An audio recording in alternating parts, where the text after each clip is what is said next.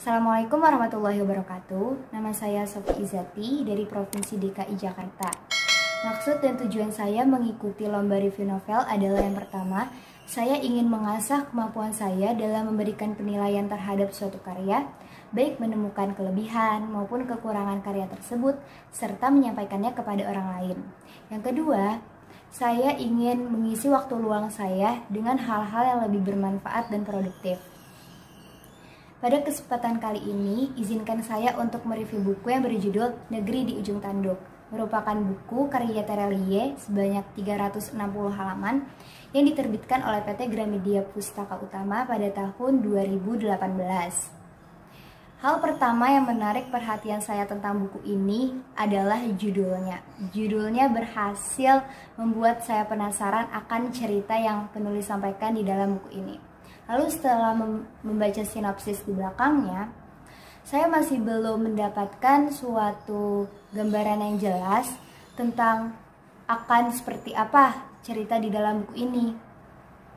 Namun menurut saya itulah yang membuat buku ini semakin menarik, karena semakin membuat calon pembeli penasaran untuk membaca bukunya.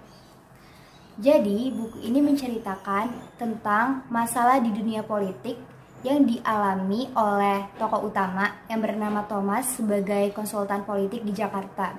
Thomas harus berjuang melawan penjahat paling kejam dan paling kuat di Indonesia.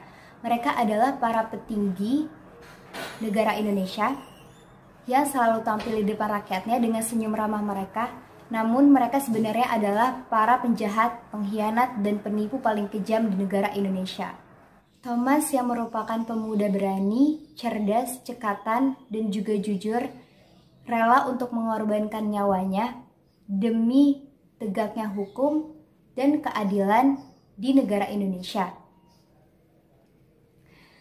Lalu melalui petualangan-petualangan yang dijelaskan secara detail oleh penulis, membuat kita pembaca seakan-akan bisa merasakan ketegangan yang dialami oleh Thomas di dalam buku ini. Hal menarik kedua dari buku ini menurut saya adalah covernya.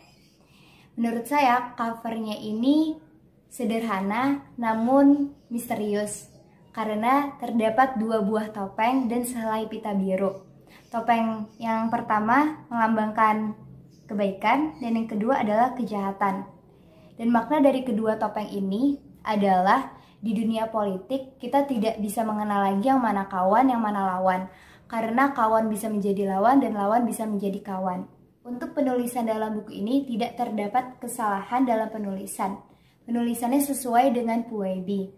Contohnya seperti nama orang dan nama kota selalu didahului huruf kapital. Lalu juga ada kata tidak baku yang dimiringkan.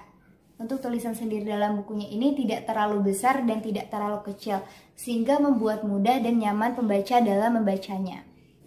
Hal yang paling saya sukai dari buku ini adalah selain menceritakan tentang dunia politik, masalah-masalah, dan juga petualangan-petualangan tokoh utama, buku ini sebenarnya juga memberikan kita beberapa pelajaran-pelajaran seperti kepedulian, integritas, dan juga saling memaafkan. Ada satu kalimat yang saya sukai di buku ini. Ada di halaman terakhir, yaitu selalulah menjadi anak muda yang peduli, memilih jalan suci penuh kemuliaan, maka kau akan menjalani kehidupan ini dengan penuh kehormatan. Terima kasih atas perhatiannya. Semoga apa yang saya sampaikan bisa bermanfaat. Apabila kalian suka dengan review saya, tolong berikan like dan juga bisa kalian share. Dan saya akan sangat senang jika di antara kalian yang ingin menyampaikan kritik atau saran di kolom komentar.